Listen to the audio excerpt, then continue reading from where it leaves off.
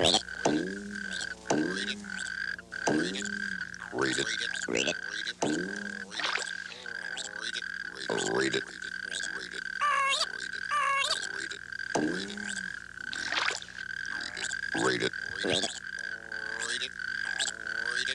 Read it. Read it. Read it. Read it. Wrote it. Read it. Today, let's talk about villains, the bad guys. As you know, lots of stories have bad guys. They can be thieves, bullies, ogres, tyrants, cheaters, or just people who haven't learned to be nice, like you and I are. I have 3 books today about thieves and bullies. And there's one thing about thieves and bullies: sooner or later, they get outsmarted. Oh, they may get away with something once or twice or even 3 times, but somewhere down the road, they get caught. Our first book is The Rise and Fall of Ben Gizzard by Richard Kennedy. Now, Ben's a funny character, but he's also a bully. He thinks he rules the world. And that's because years ago, an old Indian fortune teller had told Ben that he would live until the day he saw a white mountain upside down and a black bird talking to him. Well, Ben thought it would be many days before he saw such crazy things as that, and it made him bold. He moved to Depression Gulch and started to dig for silver. And one day in the silver mine there was a terrible explosion. It blew Ben all the way across the canyon. And when he got up and didn't have a scratch on him, he started to really believe that Indian's fortune telling. Well, first he became sheriff, then he became mayor of town and started taking advantage of everybody. Well, there weren't any birds there, no white mountains, so he thought he would probably live forever. Then one day, a nice guy moved to town, a fellow named Paul. And perched on his shoulder was, guess what? A big black bird. He moved into an old shack and started painting pictures. And guess what those pictures were of? White mountains. Well, this started to worry old Ben. This was coming pretty close to the Indian's prediction. He tried everything he could think of to get rid of Paul, even had the sheriff try to burn him out. And then Ben noticed above the old shack where Paul was painting, there was a big stone, a boulder. He shifted it and arranged it so that on cue, it would fall on Paul the minute Paul stepped out of his house.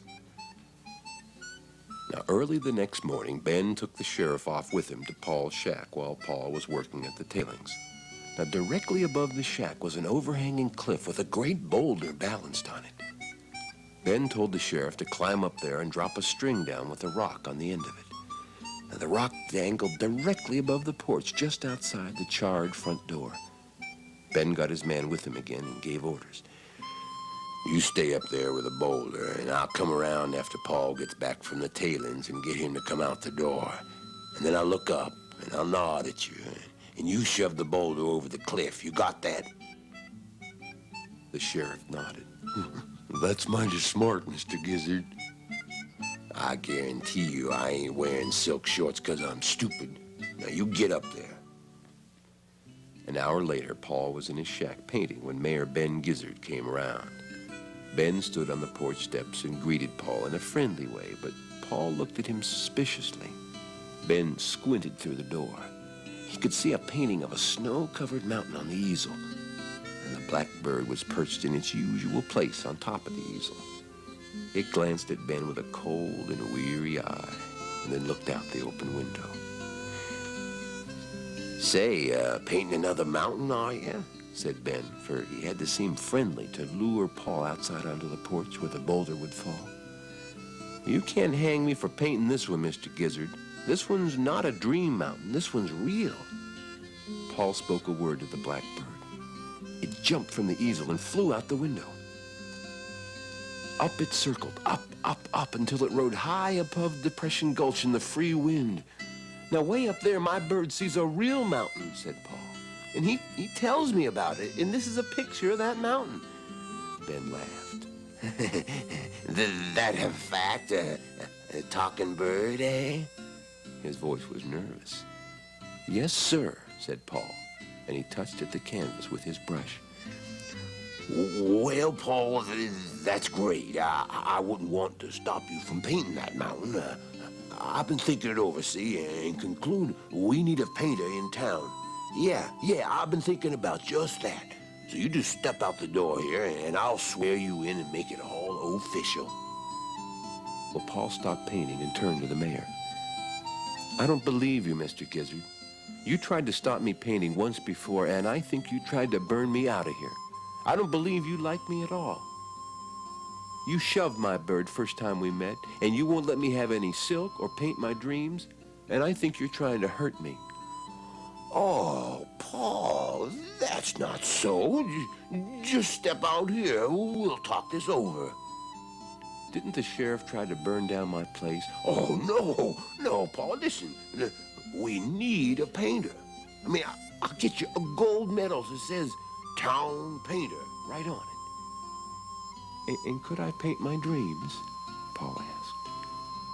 He was beginning to believe Ben, who, like a snake, had a way of getting up close and confidential before he struck. Oh, dreams, memories, visions, miracles, anything. You just take my word for it. Paul laid his brush down and took a step toward the door. And you let me have some silk to paint on? Of course, Paul. Silk, satin, velvet, anything. Paul hesitated. I still don't know if I believe you, Mr. Gizzard. Now listen, Paul, listen. Now you look right here. He stooped and slid off one fancy boot, and then the other, and unbuckled the great silver buckle on his trousers. Now, Paul, you can have all the silk you want, and I'll give you some to start on right now. I just want to show you my heart's in the right place. And he dropped his trousers. Well, Ben was wearing light blue silk shorts with just the faintest yellow line in them and a delicate pattern of pale pink flowers. Paul stepped to the very entrance of the door to look at this wonder of the undergarment trade. He was one step away from the place where the boulder would come crashing down. Now you just take one more step out here, Paul, and I'll strip these silk shorts off and hand them right to you. He stepped out of his trousers and kicked them aside. Mayor Ben Gizzard stood there in his bare legs, smiling and innocent. Paul, finally fooled, took the step out the door. Ben Gizzard looked up. He nodded, and the boulder rolled off the cliff and fell. Well, the boulder fell, but I won't tell you who it fell on. I'll let that be a surprise for you when you read The Rise and Fall of Ben Gizzard by Richard Kennedy. Now for our second book. Our next book is also by Richard Kennedy, The Parrot and the Thief. Now remember I said a thief could get away with something once, twice, maybe even 3 times, but he eventually got caught? Well, this one is a pretty clever thief. And in this story there's also a talking bird, and that bird is very important as to how that thief gets caught. Once upon a time, in a village by the sea, lived a disappointed man who took to stealing things. Well, one day he stole a parrot, which he found in a cage down beside the harbor where the ships sailed in from far lands. Well, the thief had no use for the bird, but kept it because it was a talking parrot and might tell him of buried treasures or other hidden riches. He carried the cage home with him, and on that very same day he also stole a sheep from a neighbor and killed it. A part of the sheep he cooked and ate, and the rest he hid in his barn. The neighbor came round that evening seeking his missing sheep and asked the man if he'd seen it. The man replied that he had not, but the parrot spoke up and said, Oh, he killed it, and part of it he hid in the barn. The parrot was eager to be with his real owner and off to sea on a ship. Well, the neighbor found the sheep just as the parrot had said, but the thief insisted. Oh, I did not steal the sheep. The foolish bird speaks lies. And the parrot cried out again. Oh, he killed it, and part of it he hid in the barn. Well, unable to decide between the words of the man and the words of the bird, the neighbor appealed to the law, and a trial was arranged for the next day. Well, that night, the man put the parrot into a barrel and fastened the cloth tightly around the top. All that night, he poured water onto the cloth and beat with a stick on the side of the barrel, which made a deep and rumbling sound. It was a mild night with the stars and the moon shining brightly. But the parrot in his dark barrel did not know this. When the sun came up, the man removed the bird from the barrel and placed it in its cage, and then took it to court as a witness. When the parrot was called to speak to the court about the sheep, it said as before, Ah, he killed it, and part of it he hid in the barn. well, all the people believed the bird. But the thief said, will you put me in jail on the word of a parrot? I know nothing of that sheep. Ask it another question. Ask it what manner of night it was last night. Well, the question was put to the parrot, and the parrot, remembering the fearful night of the rumbling noise and the drenching water, answered, Ah, last night came a great rainstorm and much thunder. well, the people cried, certainly the bird cannot be believed. And the thief was let go with the parrot.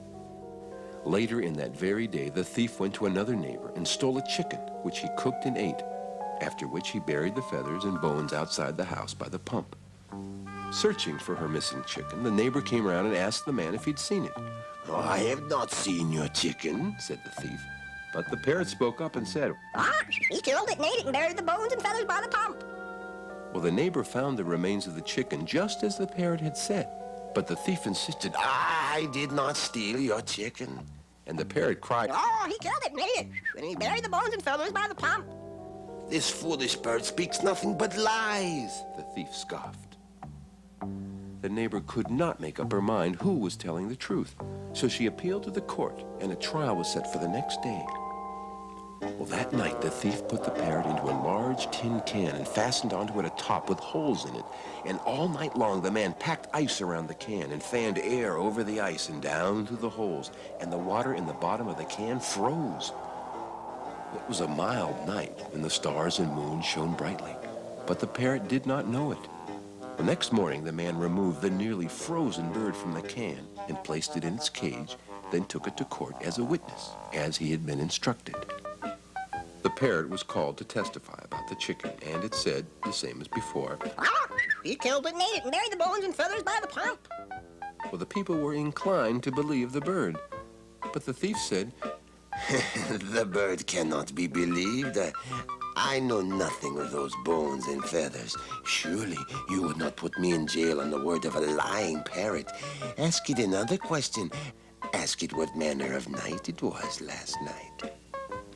Well, the question was asked, and the parrot answered according to its memory of the freezing night and said, Ah, last night the cold wind came and the water froze to ice. well, the people shook their heads and declared, the words of the bird cannot be believed. The man is innocent. And they let him go with the parrot.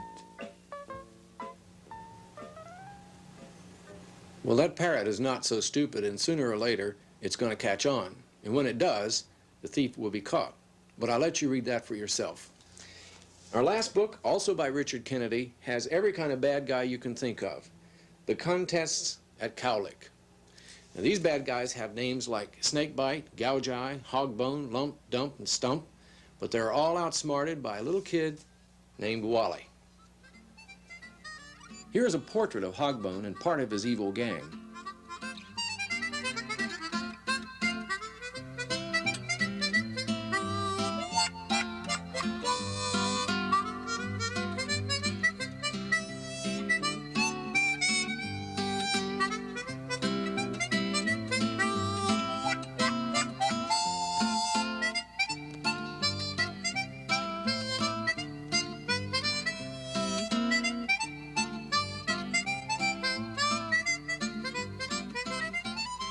There's just time enough to remind you that all of these books are good and funny. Contests at Cowlick, The Parrot and the Thief, and The Rise and Fall of Ben Gizzard. And they're all by Richard Kennedy.